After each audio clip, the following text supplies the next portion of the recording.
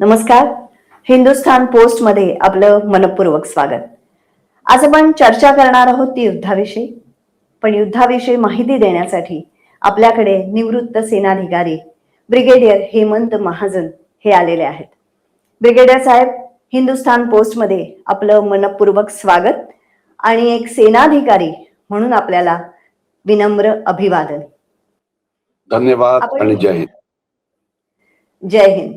आपण युद्धाविषयी चर्चा करणार आहोत, पण माझ्या मनात एक प्रश्न अनेक दिवस असतो, अनेक वर्ष आहे म्हटलं तरी चालेल, की प्रत्येक सैनिकाला काय तशी पार्श्वभूमी असते सैन्य दलाची असं नाही. तुम्ही जसे वाढता तसेच आम्ही वाढतो, तुम्ही जे खाता पिता तेच आम्ही खातो पितो. पण सर्वसामान्य नागरिक आणि एक सैनिक याच्यामध्ये नेहमीच एक वेगळा फरक दिसून येतो.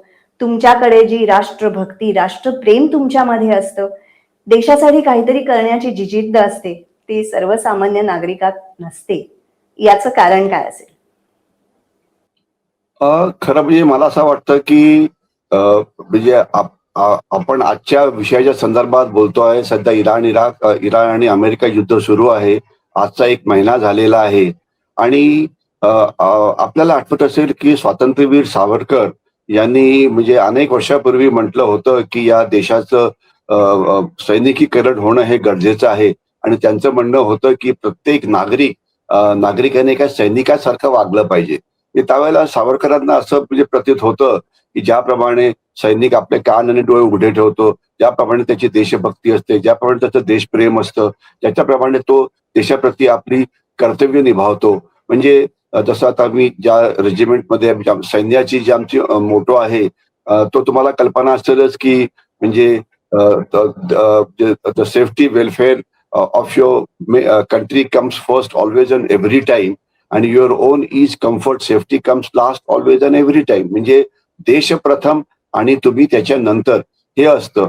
तर मला वाटतं हे जे सावरकरांच्या दृष्टिकोनामध्ये जो एक सैनिक अभिप्रेत होता आणि प्रत्येक नागरिकाने सैनिक बनावं अशी त्यांची जी इच्छा होती, ते मला वाटतं सध्याच्या युद्ध सध्याची जी चाललेली आहेत गेले 5-6 वर्षामध्ये, तर त्याच्यामध्ये प्रत्येकाने सैनिक बनण्याची गरज ही अत्यंत महत्वाची झालेली आहे. कारण एक लक्षात ठेवा, भारतातलंच युद्ध याच्यामध्ये प्रचंड फरक पडलेला आहे. म्हणजे आपण 47चं युद्ध लढलो, 1962 झालं, 1965 युद्ध, 71चं नंतर कारगिलचं युद्ध. तर ही सगळी युद्ध सीमेवरती लढली गेली आणि या युद्धामध्ये सामान्य माणसांचा सहभाग हा फारसा नव्हता. परंतु आता समजा ऑपरेशन सिंदूर म्हणा किंवा त्याच्यानंतरची जी युद्ध आहेत, याच्यामध्ये सामान्य माणसाचा सहभाग हा अत्यंत महत्वाचा आहे. कारण आता युद्ध ही केवळ पारंपरिक म्हणजे तोफांची आणि बंदुकांची युद्ध राहिलेली नाहीये. या युद्धामध्ये इन्फॉर्मेशन वॉरफेअर आहे, डिसइन्फॉर्मेशन वॉरफेअर आहे, प्रोपोगंडा वॉरफेअर आहे, सप्लाय चेन वॉरफेअर आहे, एनर्जी सिक्युरिटीचे प्रॉब्लेम्स आहेत. म्हणजे या युद्धामध्ये एक सामान्य नागरिक एक सैनिक बनलेला आहे. म्हणजे तो युद्धापासून आता वेगळा नाही. आता इमॅजिन करा, इराणचं आणि युद्ध सुरू आहे. इराण आपल्यापासून खूप दूर आहे हो. त्या युद्धाचा आपल्यावरती परिणाम केवढा मोठा होतोय. म्हणजे अमेरिका तिकडे मिसाईल फायर करते, खूप दूर आहे, परंतु परिणाम मात्र आपल्यावरती होतो आहे. तर म्हणून मला असं वाटतं की सध्याची युद्ध यांचा कल आता पारंपरिक युद्धापासून चेंज होऊन तो हायब्रिड युद्धाकडे चाललेला आहे, ज्याच्यामध्ये वेगवेगळ्या पद्धतीने म्हणजे वेगवेगळे देश एकमेकाचा पराभव करण्याकरता वेगवेगळ्या पद्धतीचा वापर करतात. याच्यामध्ये एनर्जी सिक्युरिटीवरती धक्का मारणं हे एक असतं, चोक पॉइंट म्हणजे होर्मुझ सारखी स्ट्रेट बंद करणं हे असतं, सप्लाय चेन बंद करणं हे असतं, तेलाच्या किमती वाढवणं हे असतं, गॅसच्या किमती वाढवणं हे असतं, अफवा पसरवणं की आता गॅस संपणार आहे आणि मग अचानक 50 लाख सिलेंडर्स बुक व्हायच्या ऐवजी 80-82 लाख होतात. आणि लोकांना काही अफवा पसरवल्या जातात की आता जे पेट्रोल किंवा डिझेल आहे ते संपणार आहे. तर घाईघाईने लोक जाऊन इतकं म्हणजे पेट्रोल आणि डिझेल म्हणजे विकत घेतात किंवा खरीदतात. तर आता एक सोशल मीडियावरती एक व्हिडिओ पण व्हायरल होतो आहे. त्यात म्हटलेलं आहे की म्हणजे अशीच जर परिस्थिती चालू राहिली तर पुढच्या काही दिवसामध्ये आपण इराणलाच तेल हे निर्यात पेट्रोल किंवा डिझेल हे निर्यात करू शकतो इतकं प्रत्येकाकडे तेल डिझेल किंवा पेट्रोल आलेलं आहे. म्हणजे इन्फॉर्मेशन वॉरफेअर मध्ये किंवा मानसिक युद्धामध्ये प्रत्येक सामान्य माणूस जर जबाबदारपणे वागला तर अशा प्रकारची म्हणजे अफवा पसरवणं, भयानक परिस्थिती निर्माण होणं, लोकल शॉर्टेजेस तयार होणं हे होणार नाही. मला वाटतं आज प्रत्येकाने जबाबदार नागरिक म्हणून बनायची मदत आहे आणि कुठलीही माहिती जी सरकारकडनं आलेली नाहीये, ऑथराइज्ड मीडिया सोर्स मधनं आलेली नाहीये, कृपया त्याला पुढे घेऊन जाऊ नका. अफवा पसरवण्याचं तुम्ही साधन होऊ नका. आपल्यावरती विश्वास ठेवा, आपल्या नेतृत्वावरती विश्वास ठेवा, आपल्या देशावरती विश्वास ठेवा.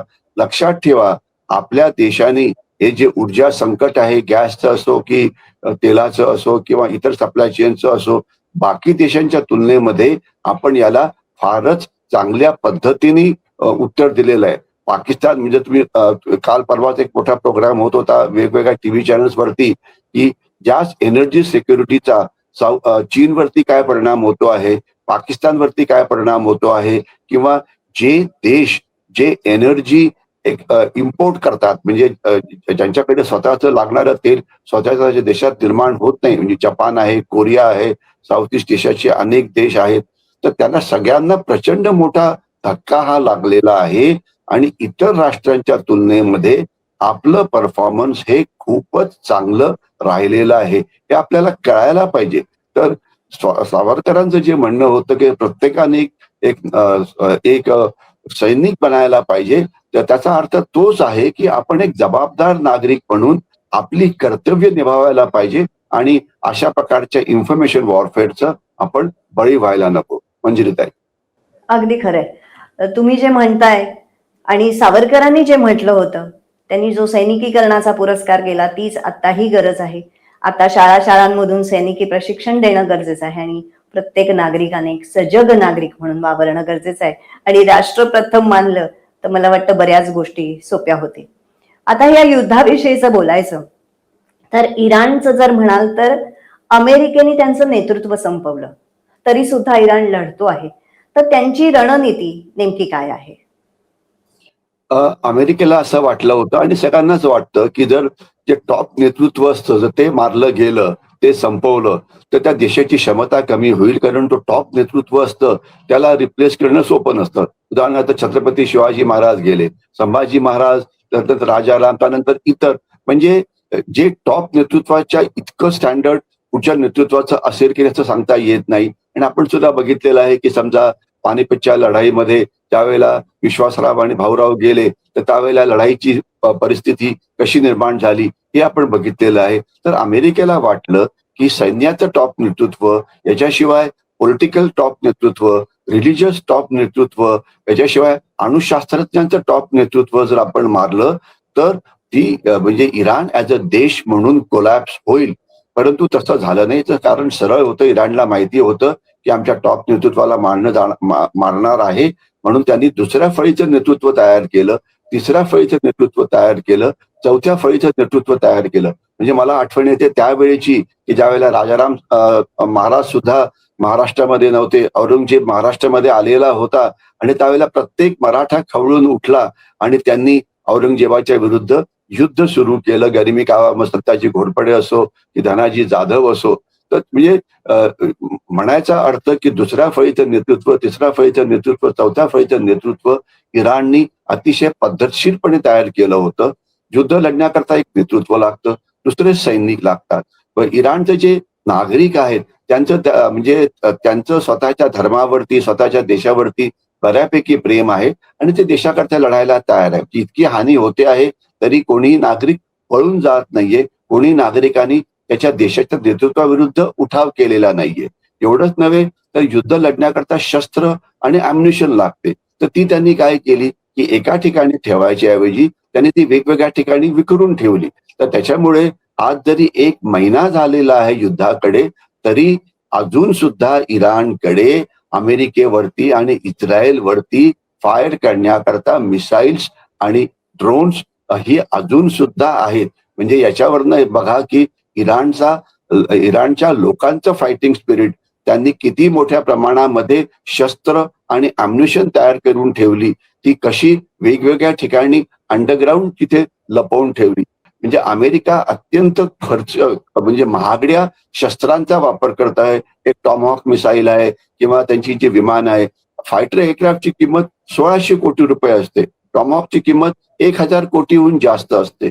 त्याच्या विरुद्ध जे काउंटर शस्त्र इराण वापरत आहे त्याची किंमत फक्त 35 लाख आहे. म्हणजे इराणनी स्वस्त टेक्नॉलॉजी की जी फार मोठ्या संख्येमध्ये तयार करता येते त्याचा वापर करून अमेरिकेच्या महागड्या शस्त्रांचा सुद्धा मोठ्या प्रमाणामध्ये पराभव केलेला आहे. तर थोडक्यात याचा अर्थ असा होतो की आताची जी युद्ध आहे ही लवकर संपणारी युद्ध नाही. आपण बघा, इस्रायल हमास युद्ध 2 वर्ष सुरू आहे. युक्रेन आणि रशिया युद्ध 4 वर्ष सुरू आहे. मध्ये मध्ये तर थोडंसं थांबतं आणि मग आपण बघतो की झेलेन्स्की इकडे तिकडे पळायला जातात. त्याचं कारण काय असतं की अम्युनिशन संपली असते, पुन्हा ते नवीन अम्युनिशन तयार करतात आणि पुन्हा युद्धाला सुरुवात करतात. तर म्हणजे कुठल्याही राष्ट्राला एक स्टॅमिना असायला पाहिजे, त्यांच्याकडे एक इंडस्ट्रियल ताकद पाहिजे, त्यांची अर्थव्यवस्था ही अतिशय मजबूत पाहिजे आणि त्याच्यामुळे त्यांना युद्धाकरता लागणारी सामुग्री ही साठवून ठेवता येईल आणि ज्यावेळेला गरज पडते त्यावेळेस त्याला पुन्हा नवीन करता येईल. तर या सगळ्या डावपेचांचा म्हणजे फायटिंग स्पिरिट असो की युद्ध सामुग्री तयार करणं असो की चीप टेक्नॉलॉजी असो की इनोव्हेटिव्ह आयडिया, म्हणजे अतिशय त्यांनी आपण स्टार्टअप नावाचा एक प्रकार आपण ऐकलाच असेल. स्टार्टअप म्हणजे काय असतं, काहीतरी एक इनोव्हेटिव्ह आयडिया घेऊन आपण एखादा बिझनेस सुरू करतो. जसं म्हणजे आता एक तुम्हाला उदाहरण देतो, अर्थात ते काही स्टार्टअप नाहीये. समजा ओला, आपण एक ओलाचं एक्झाम्पल घेऊया. ओलामध्ये कंपनी आहे समजा बाहेरची, परंतु त्याच्यामध्ये ड्रायव्हर भारतीय, म्हणजे नंतर चालवणारे भारतीय, वापरणारे भारतीय. फक्त एक ऍपचा वापर करून एक परदेशातली कंपनी आपल्या पैसा कमावते आहे, त्याला आपण इनोव्हेटिव्ह आयडियाज म्हणायचं. तर तशा प्रकारे अनेक अशा इनोव्हेटिव्ह आयडियाज वापरून हे युद्ध लढलं जात आहे. आणि याच्यामध्ये म्हणजे आता एक तुम्हाला उदाहरण द्यायचं की आता स्ट्रेट ऑफ होर्मुझ आहे, त्याला जर बंद करायचं असेल तर महागडं नौदल वापरायच्या ऐवजी त्यांनी फास्ट पेट्रोल व्हेसल्स म्हणजे छोट्या छोट्या बोटी, जसं तुम्हाला माहित असेल की शिवाजी महाराजांच्या वेळेला त्यांचं जे आरमार होतं त्या छोट्या बोटी होत्या कम्पेअर्ड टू इंग्रज वगैरे. तर त्या उथळ पाण्यामध्ये चांगल्या काम करायच्या. त्यांना डीप ओशन मध्ये जायची त्यांच्याकडे तेवढी ताकद नव्हती, पण त्याची गरज पण नव्हती. तर म्हणजे ते इनोव्हेटिव्ह टॅक्टिक्स वापरून सुद्धा अमेरिकेला त्यांनी तंग केलेलं आहे. आणि इतक्या वेळ झाला तरी पण अमेरिका असं म्हणू शकत नाही की आम्ही युद्ध जिंकण्याच्या जवळ पोहोचलेलो आहे. मंजिरीताई, मला असं वाटतं की यातून म्हणजे इराणकडून आपण त्यांची जी शस्त्रसज्जता आहे आणि नागरिकांचा जो सहभाग आहे हे शिकण्यासारखं आहे. तुम्ही हर्मुजचा उल्लेख केलात, तर त्याविषयी थोडंसं सांगा, कारण त्या खाडीचा उपयोग इराणनी शस्त्र म्हणून केलाय. याला सुद्धा एक इनोव्हेशन कसं असतं, आपण एक अभिनव कल्पना कशा पद्धतीने आपण वापरू शकतो त्याचं हे उदाहरण आहे. त्यांना माहिती आहे की त्यांचं एअरफोर्स, त्यांच्याकडे एअरफोर्स असतं इराणकडे, त्यांचं नौदल आहे ते अमेरिकेच्या 100 पण नाहीये. परंतु होर्मुझ काय आहे, एक समुद्रधुनी की जे दोन म्हणजे गल्फना जोडते आणि तो एक चोक पॉइंट आहे. आणि चोक पॉइंट मध्ये त्याची म्हणजे सर्वात जो अरुंद चोक पॉइंट तो 21 नॉटिकल माईल एवढाच फक्त आहे. तर ते त्यांनी बंद केलं आणि सगळ्या जगाला माहिती आहे की होर्मुझ विषय तर इतकं बोलण्यात आलेलं आहे की जगाचं 20% तेल इथनं येतं, 50% गॅस इकडनं येतो आणि प्लस जो आपला आयात आणि निर्यात होते ती म्हणजे इकडनं होते. त्यामुळे प्रचंड प्रमाणामध्ये डिस्ट्रप्शन झालेलं आहे. आणि याच्याशिवाय इराणनी जे बेसिस होते अमेरिकेचे आखाती देशांमध्ये म्हणजे गल्फ कंट्रीजमध्ये, मग ते बहारीनमध्ये असो की युएई मध्ये असो की इतर देशांमध्ये असो, ते त्यांनी बर्बाद केलेले आहे. त्याच्यामुळे ट्रान्सपोर्टेशन हब बर्बाद झाले आहे. म्हणजे एक समुद्रधुनी किंवा ज्याला चोक पॉइंट म्हणायचं किंवा ज्याला खिंड म्हणायचं, महाराष्ट्राला पावनखिंड ही चांगली माहिती आहे किंवा आपल्याला खैबर खिंड सुद्धा माहिती आहे की खैबर खिंडीतनं कसे हल्ले व्हायचे आणि त्याचं महत्व काय होतं ते, आणि पावनखिंडीवरती काय झालं आपल्याला कल्पना आहे. तशी ही एक समुद्रातली खिंड अरुंद जागा आहे. तर तिथे जर आपण अडवलं तर आपण जगाच्या व्यापारावरती प्रचंड परिणाम करू शकतो. आता तो अडवल्याच्या काय जगाला माहितीये, पण त्यांनी कसं अडवलं आता बघा, अमेरिकेकडे जगातलं सर्वात मोठं मोस्ट पॉवरफुल असं नौदल आहे, परंतु एवढं पॉवरफुल नौदल असून सुद्धा ते होर्मुझच्या चोक पॉइंटला उघडं ठेवू शकत नाही. या चोक पॉइंटच्या विरुद्ध शस्त्र कुठली वापरली जात आहेत? एक तर आहे माइन्स, म्हणजे पाण्यात असणारे सुरुंग. दुसरे आहेत ड्रोन्स. तिसरे आहे फास्ट पेट्रोल व्हेसल्स, म्हणजे छोट्या छोट्या बोटी ज्या वेगाने जाऊन हल्ला करतात. आणि चौथं आहे केवळ धमक्या, की गातीतनं एखादं शिप जायला लागलं की त्यांना धमकी द्यायचं की आम्ही तुमच्यावरती फायर करणार. खरं किती क्षमता आहे ते देवाला माहीत. तर म्हणजे त्यांनी या होर्मुझचा अशी अतिशय चांगल्या पद्धतीने उपयोग केला त्यांच्या दृष्टीने. आपल्या दृष्टीने अर्थात नाही, कारण आपल्याला फार मोठं नुकसान हे सहन करावं लागतं. तर म्हणजे पण याच्यात एक लक्षात ठेवा, होर्मुझ आपण होर्मुझचा पाढा गेले महिनाभर बोलतो आहे. पण तो लक्षात ठेवा, आपल्याकडे सुद्धा एक अशीच ताकद आहे आणि आपण सुद्धा एक आपलं अंदमान निकोबार आयलंड आणि पुन्हा स्वातंत्र्यवीर सावरकरांची आठवण येते. तर त्याच्या टोकाला जे निकोबार आयलंड्स आहेत, तिथे स्ट्रेट ऑफ मलक्का आहे. म्हणजे मलक्काची समुद्र धुनी आहे. आपल्यापासून ते 200-250 किलोमीटरच्या अंतरावरती आहे. आणि आपण जर ती समुद्रधुनी बंद केली, जी करण्याची क्षमता भारतीय सैन्याकडे आहे, तर याचा अर्थ काय होईल? म्हणजे ते आपण हे ऐकलं असेल, पण पुन्हा मी आपल्या माध्यमातून सगळ्यांना सांगू इच्छितो, 85% चीनचा व्यापार आपण इथे रोखू शकतो. 85%. म्हणजे कल्पना करा, की जर चीनला जर त्यांच्या गुडघ्यावरती गुडघे टेकायला भाग पाडायचं असेल, तर या सगळ्या चोक पॉइंटची जी लढाई आहे, गल्फ ऑफ होर्मुझची लढाई आहे, ती शिकून आपण मलक्का समुद्रधुनी गरज पडली तर ती कशी थांबवू शकू आपण, याचा आपण याच्यावरती तयारी करत राहायला पाहिजे. आणि ती तयारी आहे. म्हणजे मी जास्त डिटेलमध्ये जात नाही. आपले तिथे 4 मोठी विमानतळ आहेत. एक कॅम्पल बे म्हणजे साऊथ निकोबार मध्ये आहे. कार निकोबार मध्ये एक आपलं विमानतळ आहे. प्लस स्वातंत्र्यवीर सावरकर ज्याचं नाव देण्यात आलेलं आहे, ते अर्थात पोर्ट ब्लेअर मध्ये आहे. आणि डिग्लीपूरला सुद्धा, म्हणजे 4 मोठी तिथे आपले विमानतळ आहे. नौदलाचा तिथे मोठा तळ आहे. तिथे आर्मीचं मोठं सैन्य आहे. आणि आपण अतिशय मजबूत अवस्थेमध्ये तिथे आहोत. आणि गरज पडली युद्धजन्य परिस्थिती किंवा युद्ध काळामध्ये, तर मलक्काला आपण एक होर्मुझ सारखी समुद्रधुनी म्हणून म्हणजे चोक पॉइंट सारखा त्याचा वापर करू शकतो. तर ही चोक पॉइंटची लढाई आपल्याला महत्वाची आहे. आणि याच्या पुढे अजून एक लक्षात ठेवायला पाहिजे, अशा प्रकारचा अजून एक महत्वाचा जो चोक पॉइंट आपल्या दृष्टीने आहे, तो म्हणजे ज्याला रेड सी किंवा ज्याला सुएझ कॅनॉल म्हणायचा, आपला जो खास तो युरोपला जो व्यापार होतो सगळा तो तिकडनं जातो. आणि आताच्या युद्धामध्ये आता हुथीज नावाचा जो गट होता, जो इतक्या वेळ शांतपणे बसला होता, त्यांनी आता काही प्रमाणामध्ये फायरिंग सुरू केलं आहे. तसं झालं तर आपला युरोपला जाणारा व्यापार हा अफेक्ट होतो. कारण आपण जर रेड सी मधून, म्हणजे लाल समुद्रातून किंवा गल्फ किंवा सुएझ कॅनॉलमधून गेलो नाही, तर आपला जो दुसरा रस्ता आहे तो व्हाया साऊथ आफ्रिका, म्हणजे via Cape of Good Hope आहे. याच्यामुळे अंतर हे जवळजवळ 30 ते 40% वाढतं. अर्थात किंमत पण 30 ते 40% वाढते. तर त्याच्यावरती आपल्याला लक्ष ठेवावं लागेल. तर ही जी चोक पॉइंटची जी लढाई आहे, याच्यापासून आपल्याला शिकायला भरपूर आहे. की त्याच्यापासून स्वतः, म्हणजे त्या चोक पॉइंटचं रक्षण कसं करायचं, चोक पॉइंट वरती हल्ले कसे करायचे, एक चोक पॉइंट बंद पडला तर दुसऱ्या चोक पॉइंटचा वापर आपण कसा करायचा. तर या सगळ्याविषयी मला खात्री आहे की भारतीय सैन्य असो की भारत सरकार असो, याच्यावरती चांगला विचार करत आहे.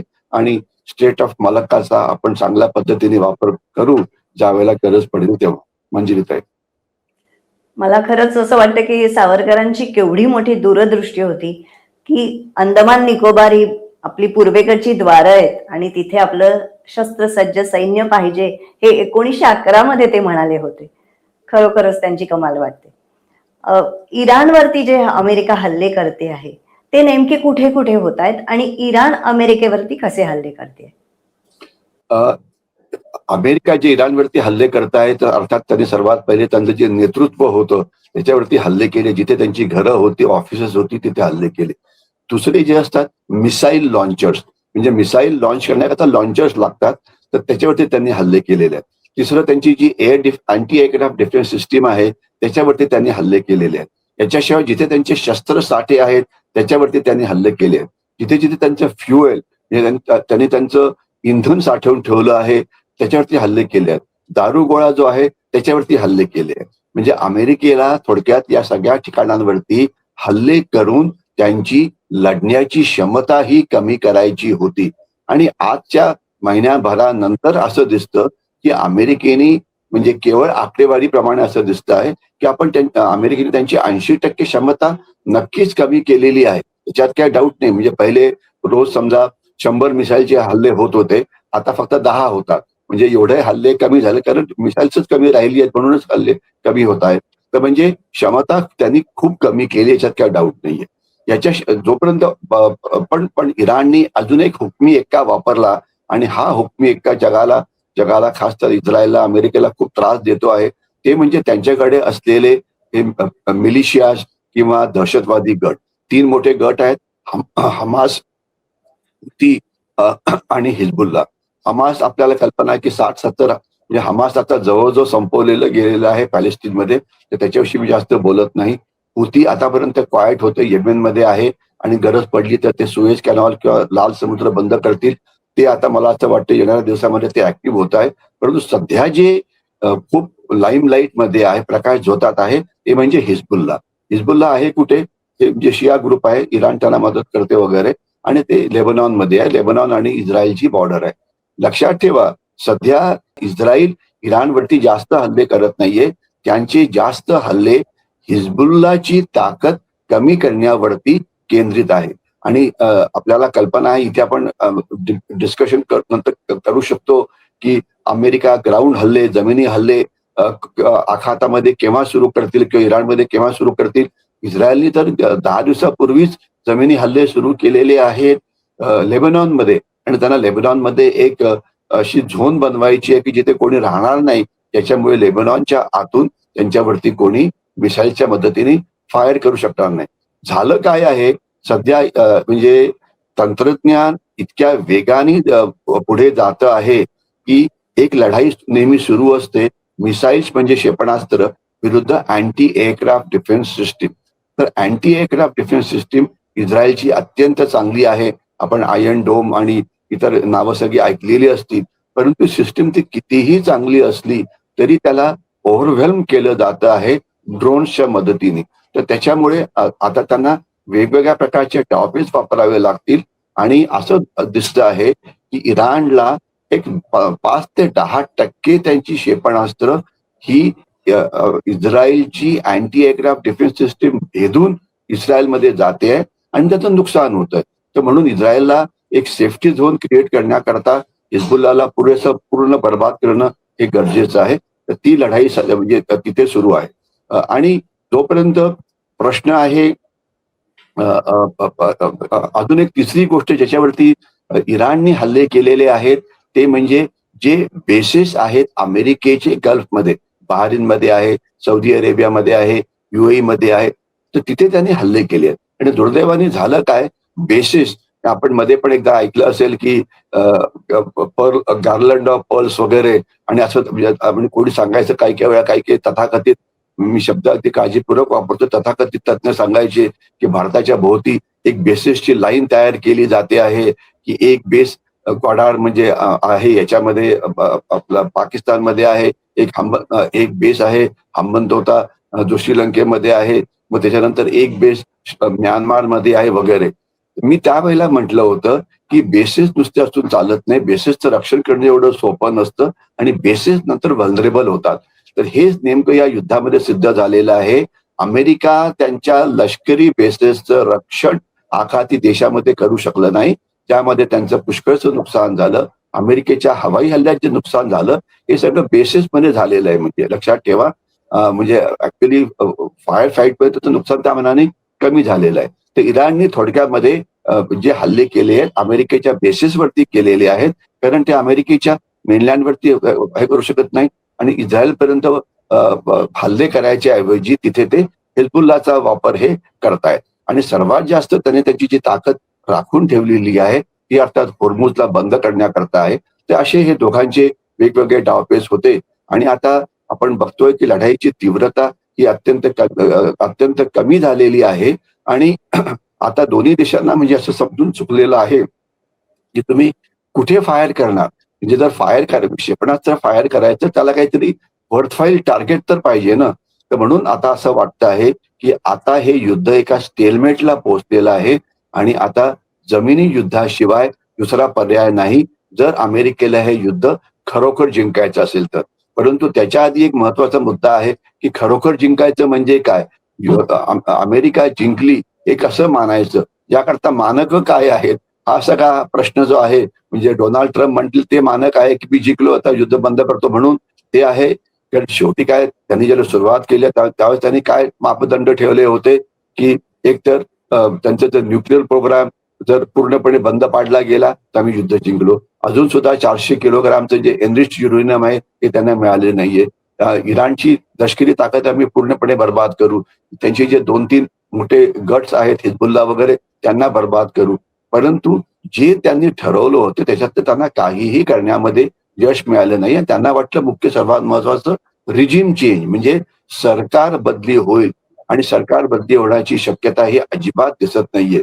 तर त्याच्यामुळे आता पुढच्या येणाऱ्या काळामध्ये युद्ध काय निर्णय घेईल तर म्हणजे असं वाटतं की जमिनी हल्ला करणं हे अमेरिकेला महत्वाचं राहील आणि त्याकरता अमेरिकेची एक पॅरा ब्रिगेड, एक एक्सपिडिशनरी फोर्स म्हणजे 5,000 ते 7,000 सैनिक बोटीवरती बसून या देशाकडे आपले या आखाती देशांकडे येत आहेत आणि जमिनी युद्ध सुरू होईल अशा प्रकारे आहे. परंतु जमिनी युद्ध करायचं म्हटलं तर टार्गेट कुठलं असेल, ते किती दिवस चालेल, नेमकं काय होईल, शस्त्र कुठली वापरली जातील आणि त्याच्यापासून परिणाम काय होईल, ही सगळी प्रश्न जी आहेत त्याचं उत्तर आपल्याला पुढच्या काही दिवसामध्ये मिळू शकतं. मंजिरीताई. ब्रिगेडियर हेमंत महाजन यांच्याकडून आपण अमेरिका इराण युद्धाबद्दल माहिती घेत होतो. आता आपण इथेच थांबूया. पुन्हा भेटूया पुढच्या भागामध्ये.